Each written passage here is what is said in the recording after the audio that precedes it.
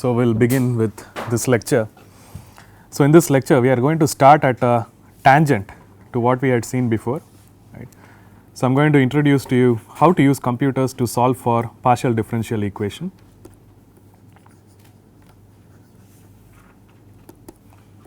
And I'm going to approach this with a simple finite difference technique.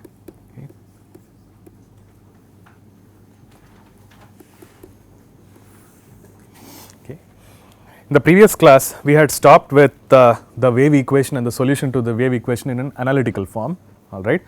And towards the end of the class, I mentioned that we will try to solve these equations using a computer, okay. And we are going to do this throughout the course hand in hand. We will be solving the set of equations using computer, and we will also be trying to solve it analytically, all right, to just go hand in hand, right. So I will start with absolute basics. Let us say that I have an axis, right, an xy axis, and I am having uniformly sampled points in the x direction or the x axis.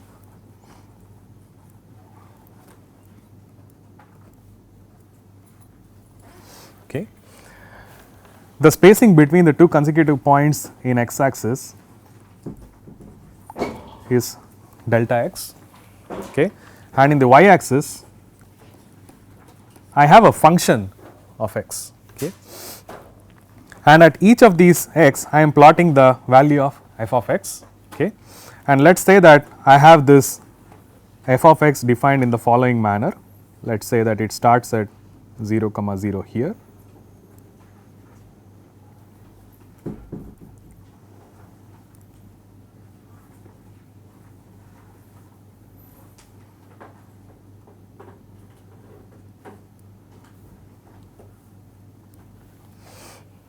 okay.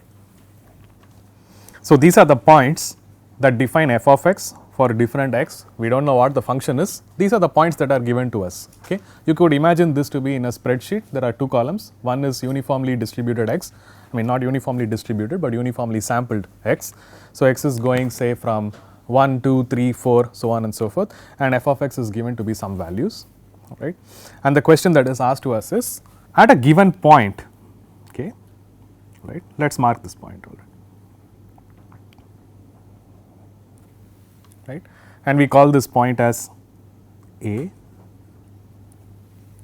Can you find the slope of f of x, right? Can you find f dashed of x in other terms, right? So I will mark the x coordinate corresponding to this point A as x naught, okay, and the y coordinate I will mark this to be as f of x naught, okay, and the question that is asked is, find the slope of this curve f of x at point A, all right. So it is x naught comma f of x naught. Now since the x axis is distributed uniformly, I can write down the x coordinate of the sample next to A, all right. So to the right hand side of A, I will be having the x coordinate to be x naught plus delta x, and at the point prior to A on the left hand side, the x coordinate will be x naught minus delta x. I am going to mark these points as B and C, all right. So when we ask a question, what is the slope at point A, there are many answers possible, but over the period of time I have found that the students invariably identify one particular method of finding the solution at point A. They always say that it is the slope of the line joining B and C, okay. So they take the neighboring point prior, neighboring point after, join those 2 points, and then they try to find the slope. But when asked for an interpretation on why they did that, there was no analytical approach present, okay. So today we will just try to see what is the best way to find slope at point A and how this is useful in solving partial differential equations that we were seeing in the previous class, okay. So let us begin now by the 3 scenarios which are possible, all right. You could find the slope of line AB, or you could find the slope of line AC, or you could find the slope of line BC. These are the 3 options which are possible. Since there are 3 options possible, we have to be very clear in identifying the best possible method. and the best possible method is the one that will give you the least error, all right, in estimating the slope at point A.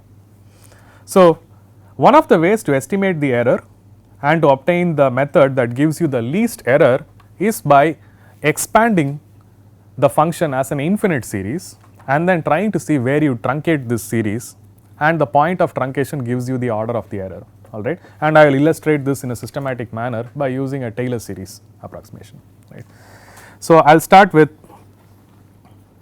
f of x naught plus delta x, which means the value of the function at point C. Okay. So, the x coordinate is x naught plus delta x and the y coordinate will be f of x naught plus delta x. This can be written down as a Taylor series expansion. So, you will have f of x naught plus delta x by 1 factorial f dashed of x naught plus delta x square by 2 factorial f double dashed of x naught plus delta x cubed by 3 factorial f triple dashed x naught plus so on and so forth, all right. One of the things that we need to pay attention to is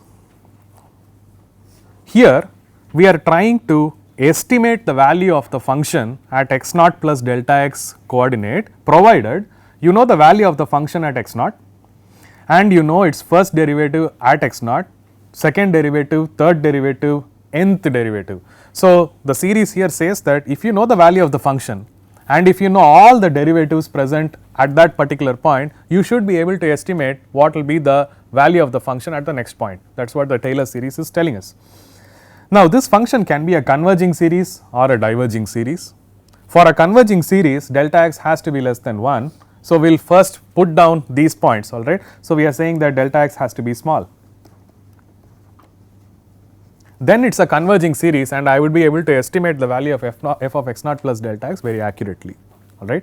It also means that if delta x is very small, as the number of terms grows on the right hand side, the value of the coefficient will keep on shrinking. So, the way you truncate the series, all right, you can make a learned way of doing this truncation. You can say where you have to truncate and what order of error you can expect. So, it is a really analytical way of truncating the series.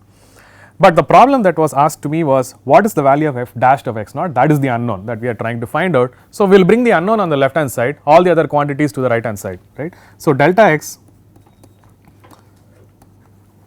by 1 factorial f dashed of x naught is going to be equal to f of x naught plus delta x minus f of x naught minus delta x square by 2 factorial f double dashed of x naught minus delta x cubed by 3 factorial f triple dashed x naught, okay, and it keeps going. Now, this equation says here that in order for me to find out the left hand side, which is the f dashed of x naught, which is what we are interested in finding, we need to know the value of the function at the neighboring point f of x naught plus delta x. We need to know the value of the function at x naught and we need to know more details. We need to know the second derivative, third derivative, fourth derivative, etc. And it kind of is a real problem because we do not even know the first derivative yet, but we are expected to have all the other derivatives to estimate the first derivative, which means we already know where we have to truncate this series, right. We do not know what the second derivative or third derivative is as yet. So, the best way to proceed would be to truncate the series at the place where we do not know the second order derivative and say that that is going to be my order of error, all right. So, we can say that f dashed of x naught is approximately equal to, all right, f of x naught plus delta x minus f of x naught divided by delta x, and the order of the error is going to be the value of the coefficient of the first term that you are truncating, that is delta x square by 2 factorial is going to be the largest number compared to say delta x cube by 3 factorial or delta x power 4 by 4 factorial. Since we are assuming delta x to be really small, we can say the order of the error is approximately delta x square by 2 factorial, alright.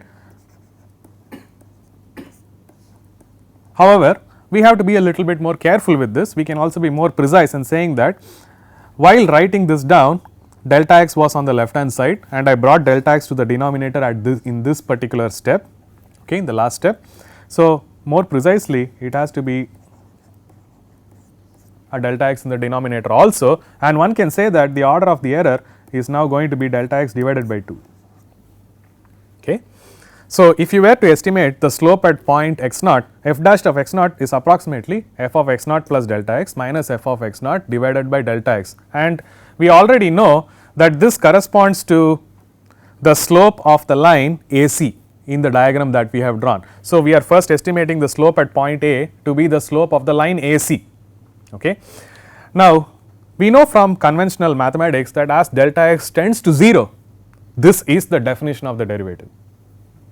Okay. So, as delta x tends to 0, this is the definition of derivative. So, you will obtain the derivative of the function at point x naught. Okay. Now, this method of trying to find out the slope at point A given the value of the function at the next point or ahead of it is known as forward differencing. So, you are replacing the derivative with a difference, alright, and to find the difference you are using the value of the function ahead of it, alright. So, this is known as forward differencing.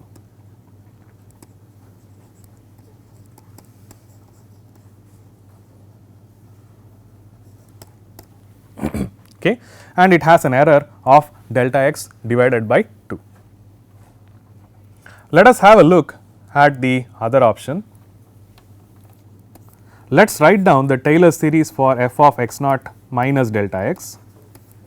This is going to be f of x naught minus delta x by 1 factorial f dashed of x naught plus delta x square by 2 factorial f double dashed x naught minus delta x cubed by 3 factorial f triple dashed x naught, and the series keeps going. Again, the assumption is delta x is very small, it is a converging series, and we are supposed to be estimating f dashed of x naught, which is the unknown quantity. So, the unknown quantity is moved to the left hand side. So, delta x by 1 factorial f dashed of x naught is going to be f of x naught minus f of x naught minus delta x minus plus delta x square by 2 factorial f double dashed x naught, right, minus delta x cubed by 3 factorial f triple dashed x naught, and it keeps going. Okay. Again, it says that in order for me to estimate the first order derivative, I need to know the value of the function at the current point, I need to know the value of the function at the point prior to it, and then I need to know all the derivatives other than the first derivative to estimate the first derivative. We clearly know where to truncate our series now. We do not know the second derivative, third derivative, etc.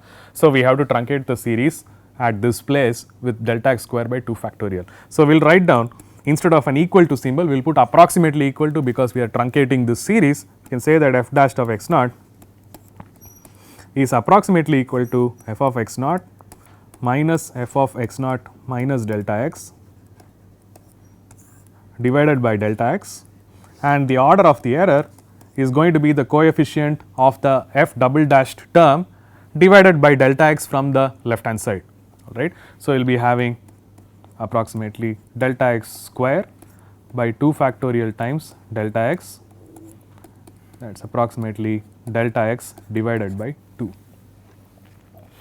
This technique, where you estimate the slope at point x naught by using the value of the function at the current point and the point prior to it, is known as backward differencing. Okay.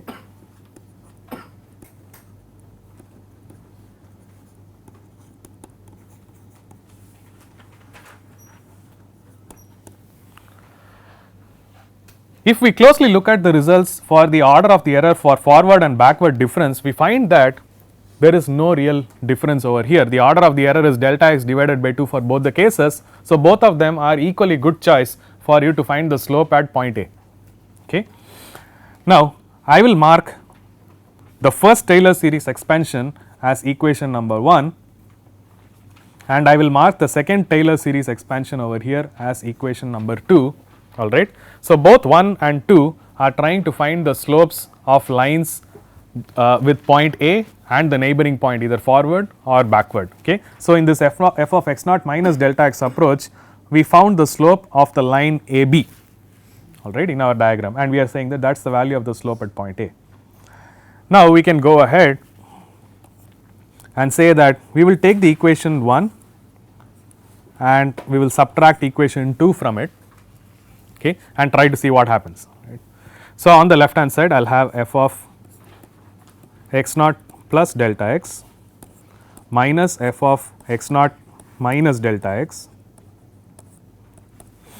is equal to f of x naught and f of x naught will get cancelled, all right. So, the first term that I will have is 2 delta x by 1 factorial f dash of x naught. So, I will write that down.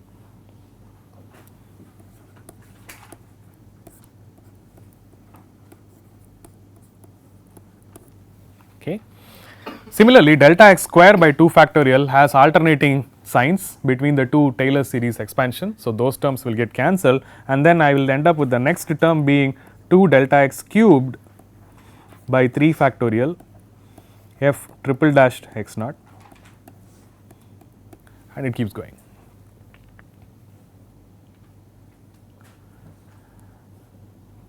Now, once again the unknown term that we are interested in looking for is the first order derivative or the slope of the line.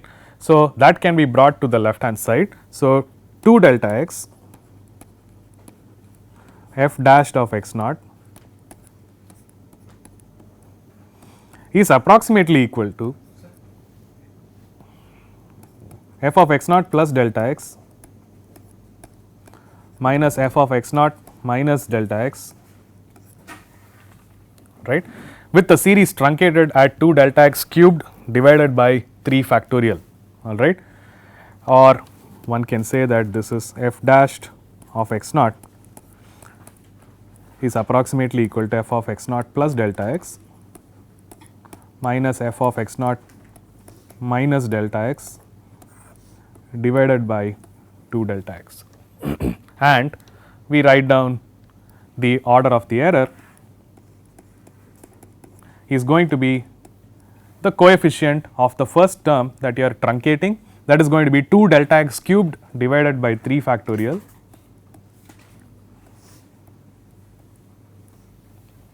with the 2 delta x coming in the denominator once again. So, this is about delta x square divided by 6. Okay. So, in this particular case, the way you are finding the slope at point x naught is you are taking the point prior to it, you are taking the point after it, and you are joining that, and then you are trying to find the slope of that line, all right. So, in this case obviously the error turns out to be lesser than what you would get in a forward or a backward difference. Most of the times the students get it perfectly correct, but they do not have a systematic way of explaining it, that is it, all right. Majority of the times I found that the students give the exact solution that is needed to find the slope, but it is just that I wanted to put this approach forward because I can build on it for different things related to this particular course. Now, the method that we have used now using the point ahead of it and using the point prior to it is known as central differencing.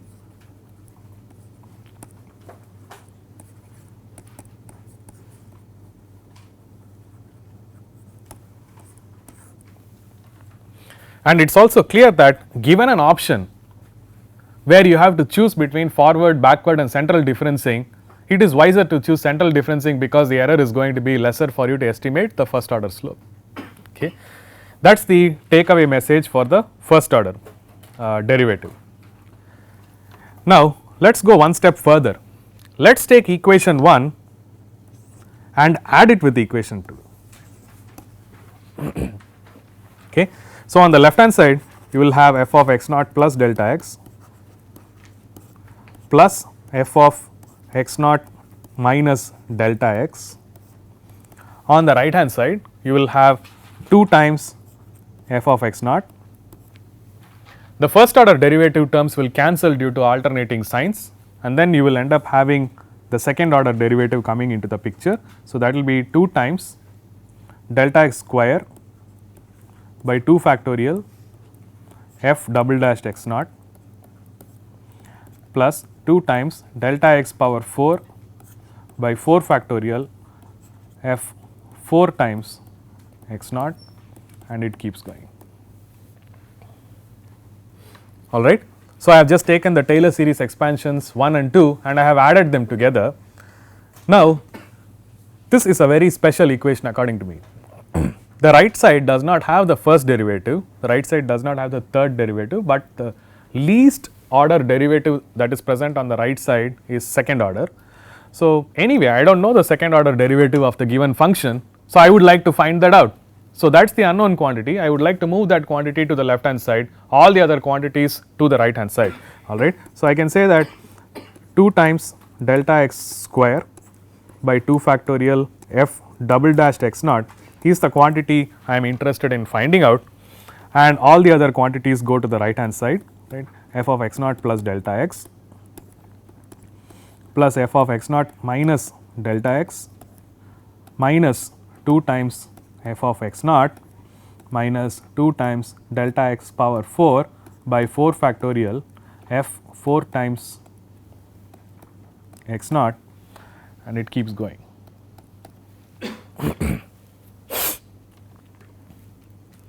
All right. Now, obviously, I am trying to estimate the second order derivative, all right, and I do not know what the fourth order derivative is. So, it is clear where I have to truncate this particular series, I have to truncate it at the fourth order derivative. So, I am going to rewrite in such a way that I have f double dash of x naught on the left hand side and a truncated series on the right hand side, right. So, I will just write this down, f double dashed of x naught is going to be approximately equal to f of x naught plus delta x plus f of x naught minus delta x minus 2 f of x naught divided by delta x square, right, and the order of the error that I am going to be having is approximately 2 times delta x power 4 by 4 factorial times delta x square. This is nothing but delta x square divided by 4 times 3, that is 12. It is a very peculiar result, okay, and I will highlight to you why. According to this equation, you can estimate the second order derivative of a function at a point without finding the first order derivative. The right hand side is telling you that you need to know the value of the function at x naught plus delta x, you need to know the value of the function at x naught minus delta x, you need to know the value of the function at x naught. If you know these three and if you know the spacing between the consecutive points in the x axis, you can estimate the second order derivative directly. It is not the way in which we do conventional mathematics for finding derivatives. Usually for finding the second order derivative, we will find the first order derivative and then do a differentiation again to find the second order derivative. But this equation here is telling you that second order derivative can be found out directly from the value of the function, but it does not stop there. It also tells you that the error involved in finding a second order derivative is actually much lower than trying to find the first order derivative, which is also something that you would not normally expect. Okay. So, it is a very important result. It tells you that second order derivatives can be obtained easily if you know the values of the functions at different points. Okay. So, having known this, how do we connect this to the equations that we have got in the prior class? We must remember that at the end of the last class we had wave equations for voltage and wave equations for current. The wave equation was a partial differential equation. It had spatial derivatives on one side, time derivatives on the other side. They were partial differential equations of the second order, alright. Now we know how to write down second order differential equations in terms of differences, and that is where we are going to, but directly starting with the wave equation will be a little tedious. So, we will start with a very simple case and slowly build up towards the wave equation. Okay. Now, in the previous class when we had the wave equation, right, we must have had some spatial derivatives on the left hand side and time derivatives on the right hand side. Let us start with a very simple case where the time derivative is assumed to be 0, that is the voltage is constant with respect to time. Okay. If you did do that, okay, you do not have a dependence on time anymore, alright, and you will end up with d square V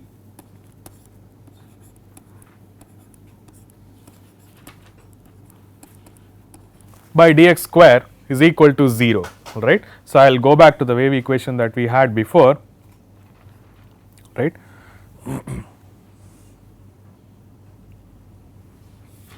So, I had dou square V by dou z square is equal to 1 by u square dou square V by dou t square. I am assuming that the voltage is not changing with respect to time. So, you can replace this quantity with 0 since voltage is not varying with respect to time, it is not an independent variable anymore. So, I can replace the partial derivative with an ordinary derivative.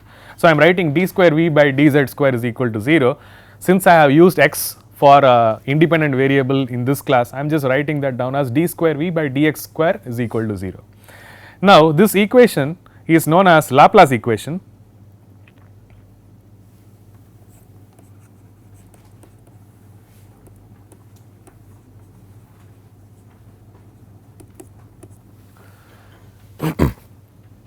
All right, and it can be derived from Gauss's law, but in this class we do not want to go into general solutions etc. We want to see how purely using a computer without any knowledge about general solutions we would be able to solve a given differential equation, right. Now, looking at this d square V by dx square is equal to 0, I know how to write the second order derivative of voltage with respect to x because I have a Taylor series expansion that tells me precisely how to do it. So, I refer to the form that I have over here, alright, f double dashed x naught is going to be given by f of x naught plus delta x plus f of x naught minus delta x minus 2 f of x naught divided by delta x square, alright. So, I should be able to write down the voltage this equation in a difference form, alright.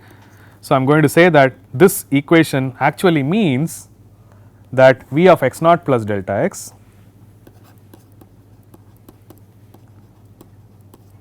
plus V of x naught minus delta x minus 2 times V of x naught is going to be equal to 0.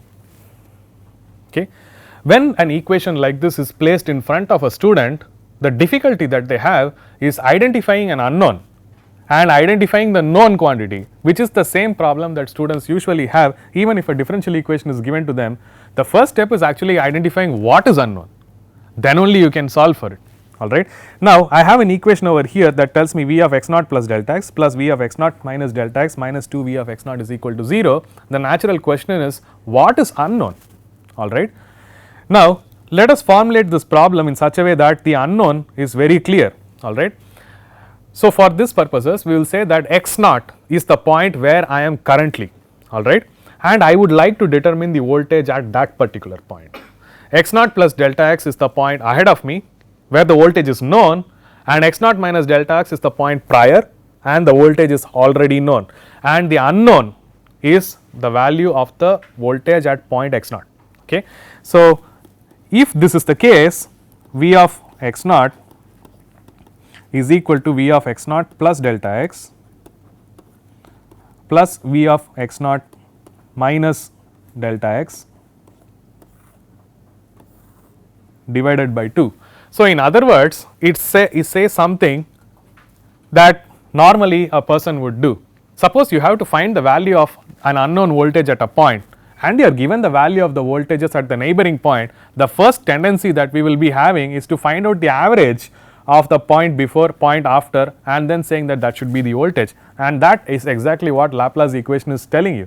If you have an unknown voltage at a point, all you need to do is find out the average of the neighboring point's voltage, that should be the voltage at the point that you are trying to find the unknown, alright. Now, let us increase the complexity a little bit. Now we are solving this in one spatial dimension. Let's go for two spatial dimensions. Okay. So del square V is equal to 0, but now voltage is a function of both x and y. Okay. So I have point number 4. So if x and y are independent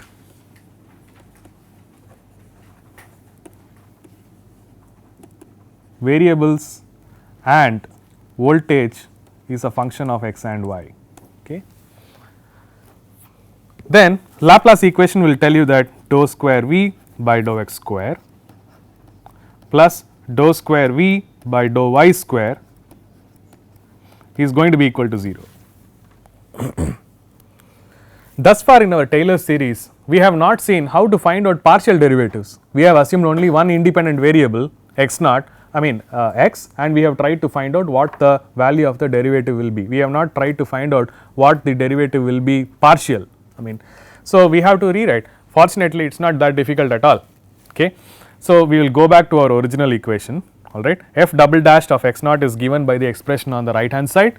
So I am going to just borrow this expression and tell you how to do the partial differential partial derivatives, right. So dou square V by dou x square, right, can be approximately written as f of x naught plus delta x comma y naught. So here what happens is you will keep the y coordinate fixed when you are trying to find out the derivative with respect to the other coordinate, that is it.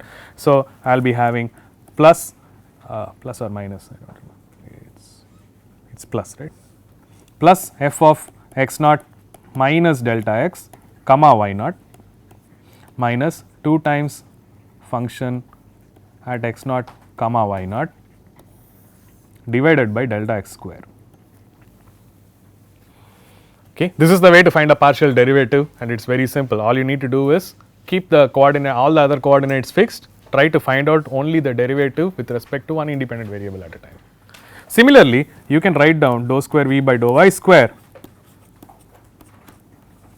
is f of x naught comma y naught plus delta y plus f of x naught comma y naught minus delta y minus 2 times function at x naught y naught divided by delta y square.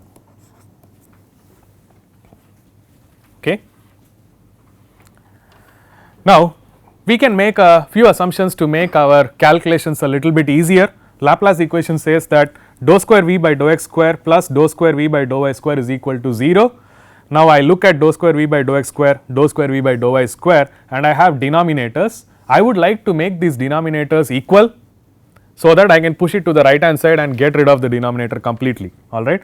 So it means that if I am going to have uniformly sampled points in x, I am going to use the same value of delta x to give my delta y also. So it means that I am dividing a region into small squares with side of delta x. Okay. So I can say that let delta x equal delta y, let us say it is equal to some h. Okay. Then I can take these two equations. So I will mark this as A, mark this as B. A plus B equal to 0 is Laplace equation. So I can write this down as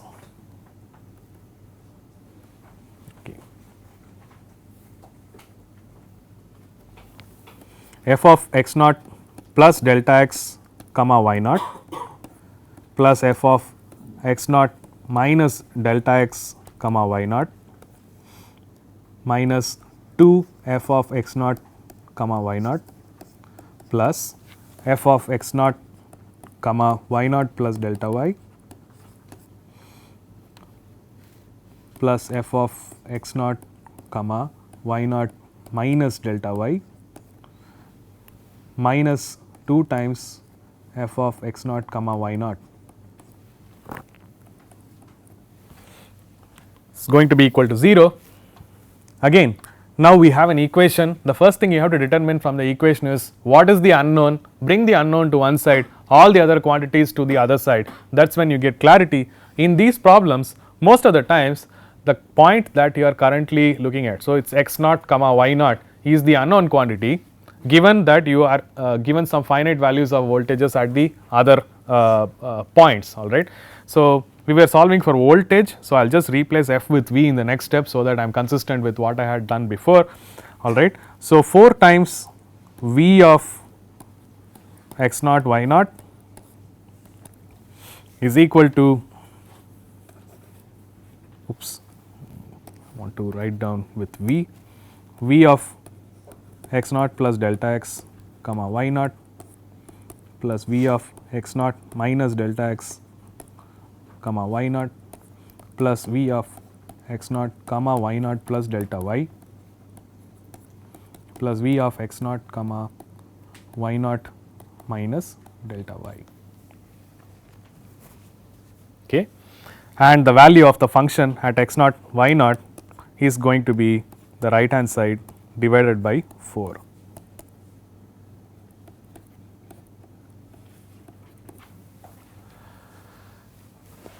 All right. So, the Laplace equation actually tells you that at a given point x naught y naught, you have to take the average of some neighboring points. Graphically, we can draw this to understand a little bit better.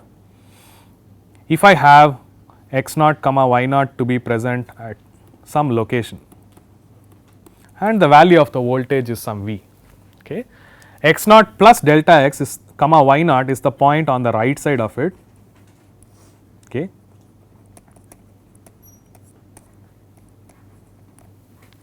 X naught minus delta x comma y naught is the point immediately to the left of it. X naught comma y naught plus delta y is above it, and x naught comma y naught minus delta y is below it. So, I have to find the values of voltage at all these places, add them together, divide it by 4, which again says that Laplace equation is telling you that you have to find the average value of these nearest neighboring points. That is it. So, the mathematical form of Laplace equation becomes very clear once you start writing it down in the difference form. Okay. So, given that this is the scenario with Laplace equation, all right, we will start with some basic algorithm development to solve Laplace equation, and then we will try to determine the first, we will try to determine the voltage inside of a capacitor first. We have to understand how the algorithm is going to work. We have to figure out what is the meaning of a boundary condition in these kinds of systems, and then we will go towards wave equation. We will try to understand the effects of time. That is how we are going to be proceeding. All right. Now, what could the algorithm be? All right. So, let us start with a problem statement and then develop an algorithm to find out what is going on. Let us say that I want to estimate the value of voltages inside of a capacitor. Okay. I want to estimate the values of the voltage inside of a capacitor. The dimensions of the capacitor are given to you and some voltages applied to the plates are given to you. Okay. So, let us say that I have a plate on the top which is at say 10 volts, okay. A plate at the bottom that is grounded, I can mark this as 0 volts. I want to be able to estimate the value of the voltage in between that, and that is given by Laplace equation, all right. I want to use a computer to solve for it, give me a diagram for a voltage distribution between these two plates, okay. Consequently, I can also use this value of the voltage distribution to give me the value of the fields and how the fields, electric fields are going to go from one plate to another plate, okay. So, this is what is given to us, all right. So, the first step would be to identify the sizes. So, the question should also give you, let us say that this is 30 centimeters wide, like this, okay. Let us say that it is 30 centimeters, the material filling that is air, right, not that it really matters here, but it is air, all right. I have 30 centimeter long line. So, this is a cross section of a parallel plate capacitor that you are seeing, 30 centimeter long line, 30 centimeter long line. So, the first step that I have to do is discretize this, all right.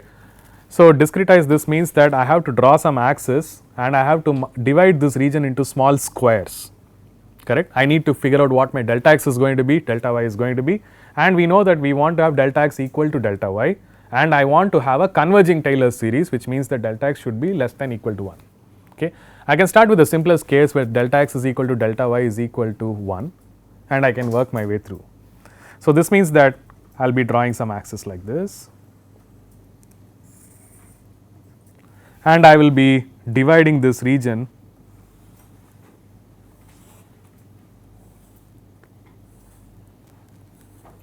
in x and in y. Okay.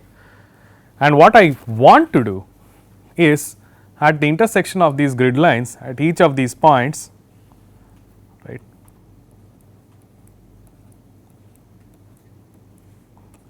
I want to be able to find out the value of the voltage.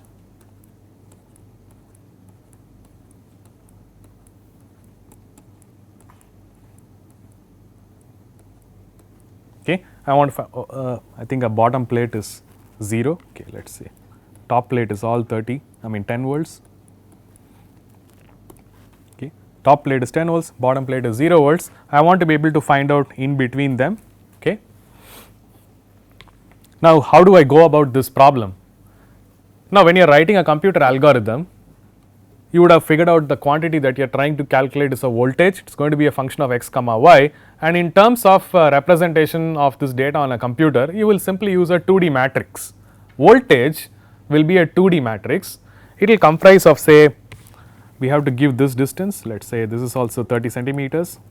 So, you will have 30 points on the x axis, 30 points on the y axis. So, you will have a voltage in the form of a matrix which is 30 comma 30. Alright. At each of that x comma y, you will be determining what is the value of the voltage, alright. But we do not know the voltages inside, all we know is the top plate is 10 volts and the bottom is 0 volts. So, the tendency is when you create a matrix, the first thing you do is initialize the matrix to some values, and the most common way of initializing for an engineer is putting everything to 0, alright. So, we create a matrix V of 30 comma 30 is equal to zeros, all the values in that matrix are zeros. Once we have given that everything is 0, we can go ahead and start with the top line. The top line is going to be having 10 volts, so we have to figure out some y coordinate for it. So, I am going to say that y at all x comma 30 is going to be equal to 10, right. This is how I would say that the top line is going to be having a voltage of 10 volts. Okay, and the remaining points I do not know, the bottommost line is going to remain at 0 volts. So, I would like to determine what is going on. So, I start with this point over here, the value of the voltage is unknown, I want to use Laplace equation. So, I say that the unknown voltage at the crossed place is going to be the average of the nearest points. So, I take the point above, that is going to be 10 volts. The point on the right hand side, I have initialized it to 0 volts. So, it is going to be 10 plus 0. The point at the bottom is also 0 volts. Unfortunately, I do not have a point on the left hand side. Okay, I have only 3 points. So, that means I have to figure out what I am going to do with this point on the left hand side, alright. So, here we need to pay close attention to what we are going to do. We will start with the elementary way of doing. If we do not know something, we will make it 0. That is the easiest way to proceed. If we do not know something, we will make it 0. Obviously, I do not have a point to the left, so I am going to make it 0. But what does that mean? That means that I am creating some points on the left hand side which are having 0 volts, alright. That means the bottom plate of the capacitor was at 0 volts and the side wall also becomes 0 volts. So, the capacitor actually looks very weird now. We started with a parallel plate capacitor, but the diagram for the capacitor now actually looks maybe like this. This is at 10 volts, this is at 0 volts. The same thing would happen to the right side, okay. But before that, let us start with the point again. The crossed point is going to be 10 plus 0 plus 0 plus 0 divided by 4. So, we will mark it as 2.5 volts, okay. So, I will mark it as 2.5 volts. I go to the next point and I am going to cross it. This is the point I am looking at. I have 10 plus 0 plus 0 plus 2.5 divided by 4. So, 12.5 divided by 4 is going to be the value I am going to be storing here.